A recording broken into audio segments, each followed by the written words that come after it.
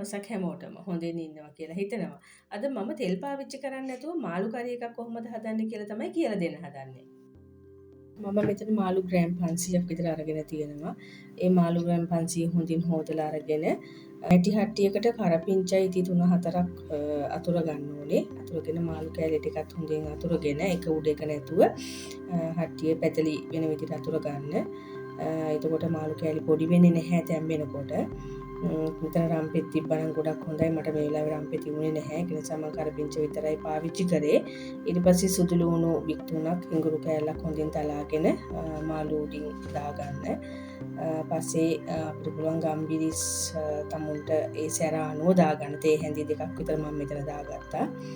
ඊට පස්සේ ලුණු කුඩුත් තමුන්ට රස අනුව දාගන්න ලුණු කුඩු. තේ හැන්දක් විතර මම මෙතන පාවිච්චි කරා.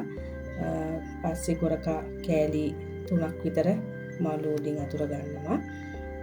ඒ වගේම ඊට පස්සේ අපිට පුළුවන් බැදපු 3-5 පාවිච්චි කරන්න. මෙතන කුරුඳු කෑලි 2-3කුත් මම පාවිච්චි කරා. හරදු මුංගු ගෙඩියක් මම තරලා දැම්මා.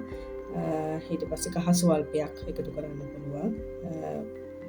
තේ හැඳි කාලක් විතර.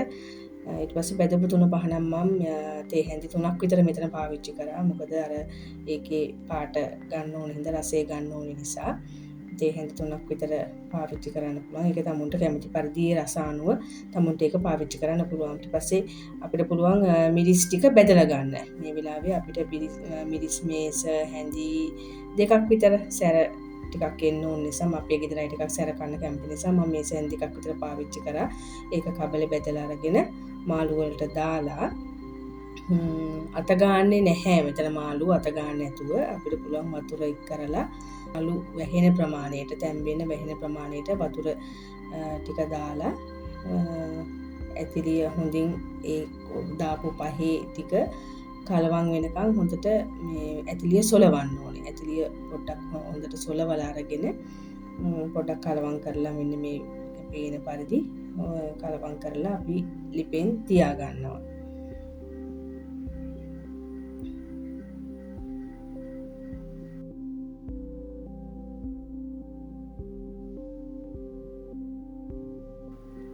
පසුව මත ගින්දරේ මාළු ටික තැම්බෙන්න අරින්න ඕනේ.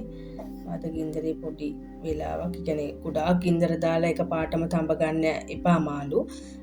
ටිකක් මත ගින්දරේ මේ තැම්බෙන්න අරින්න. එතකොට ටිකක් මත ගින්දරේ මේක තැම්බෙනකොට නිකන් තෙල් පෑදීගෙන වගේ එනවා. ඒ කුඩු බඩුත් එක්ක. එතන මෙතන මේක තෙල් පාවිච්චි කරන්නේ නැතුව ඉතාමත් රසවත් විදියට අපි කොහොමද හදාගන්නේ කියන එක තමයි මම මෙතන කියලා දුන්නේ. අන්තිමට ඒක බාන්න කිට්ටු කරලා ඉවර වෙලා මේ අපිට පුළුවන් දෙහි ඇඹුල් චුට්ටකුත් එකතු කරන්න. එතකොට වඩාත් රස කරගන්න පුළුවන් මාළු හොද්ද. හොදි එක ඉතා රසවත් වෙනවා මේක උපු ගතියට ගන්නකොට. මම මේ වගේ මාළු කරි එකක් හදන්න හිතුවේ කොලෙස්ටරෝල් තියෙන අයට ගොඩාක් වැදගත් වෙයි කියලා හිතලා. ඔයාලත් මේ විදියට හදලා රස බලන්න. වීඩියෝ එක බලුවට ගොඩාක් ස්තුතියි ඔයාලට.